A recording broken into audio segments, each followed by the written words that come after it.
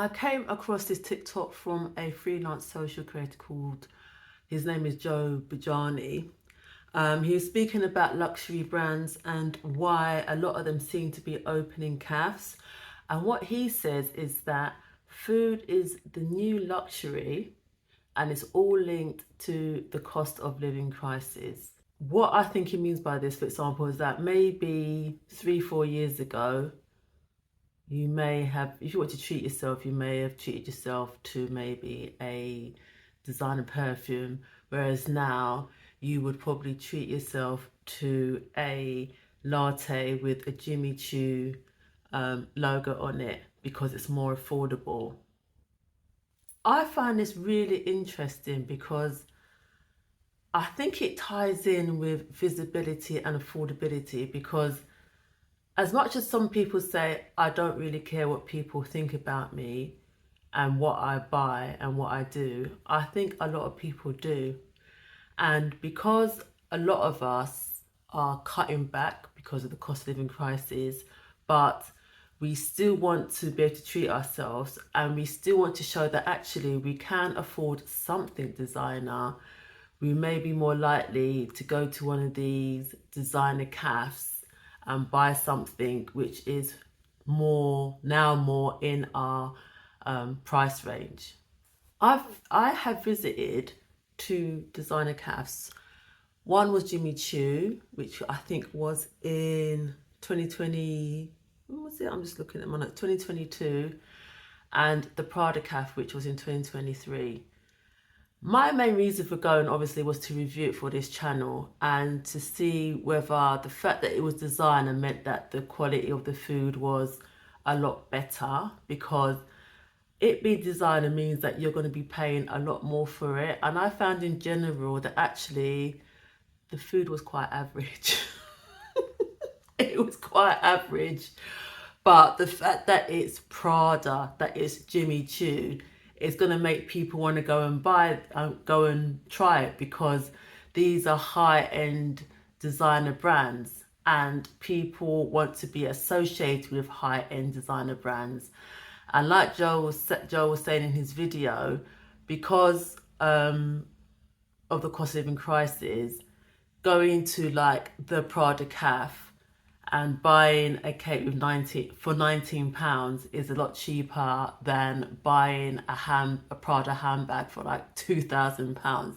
You're still associated with that brand, but you're not spending as much money. Despite me believing, and I know it's subjective, that the Jimmy Choo cafe and the Prada cafe were kind of quite average, it doesn't mean that we're not going to see more designer cafes. There's actually a Louis Vuitton cafe in Paris, which I really want to visit. But again, I want to visit it because I want to review it and see, is it worth the price that they're going to be charging for these pastries? And I'm already come to the conclusion that it probably isn't going to be.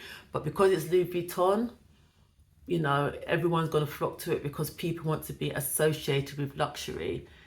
Recently, they've actually opened a cafe in Heathrow Terminal 2. It's opened, at the time of me making this video, it opened about couple weeks ago. And I really want to go, but I think you can only go if you're actually taking a flight, because it's past security. So you can only go to it if it's past security. But I think, as Joe said in his video, we're going to see the rise of designer cafes because they've been so popular. And I'll tell you a funny story. When I did the review for Jimmy Choo, you know, I booked it. It was just me. I had whatever I had. I will put a link to the videos, to both the Jimmy Choo and the Prada video at the end of this video. After I left, there were 2 young girls, and what they did, they hadn't booked a table, but what they did was they sat at the table where I sat and were taking pictures as if they had booked a table and were going to buy something. And it just shows the kind of this association with luxury brands, isn't it? It's like, oh, look at me, I'm at the Jimmy Choo cafe, but you're not. But what people don't know is that they actually didn't order anything. They were just there to take pictures. And I just find it so fascinating because I'm going to go off on a tangent here. It's not to say that I don't buy designer stuff. Most of my designer stuff that I have is perfume, designer perfumes. I don't buy designer bags or clothes, mainly because I can't afford it. But then also I think that, is it really worth it? Back in the day, a long time ago, I did go through a phase of where I really wanted to buy designer stuff, but that's because I kind of worked in the city, and a lot of people who worked in the city kind of did wear designer clothes, and I did buy a Gucci bag. For how much was it back then? It was like a Gucci kind of boat shaped bag, and I think it was about £400. Do you think I could afford it? I'll put it on my credit card. And I tell you what, I used that bag once, and then I ended up selling it on eBay. And I know I bought that bag because I wanted to be seen as that, oh, I can afford a Gucci bag, even though I ended up putting it on a credit card because I couldn't afford it. But nowadays, these days, my designer reach goes as far as perfumes, and that's it.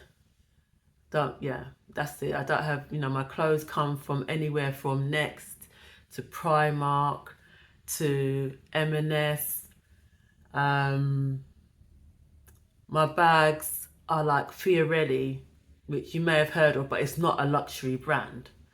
That's where most of my bags come from. So it's just quite interesting with the whole designer thing.